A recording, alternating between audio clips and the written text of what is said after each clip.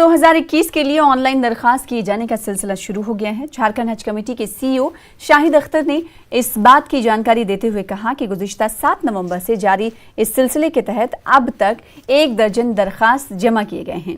शाहिद अख्तर ने सफर हज के ख्वाहिशमंद लोगों से ऑनलाइन दरखास्त करने की अपील की है।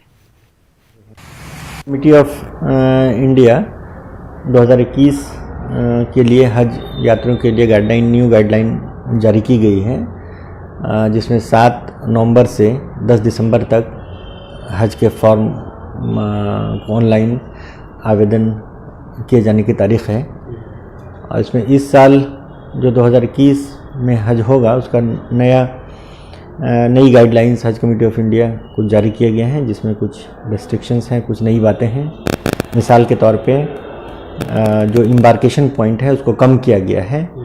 तो झारखंड का जो एम्बार्केशन पॉइंट रांची हुआ करता था, अब वो रांची से एम्बार्केशन नहीं रहेगा।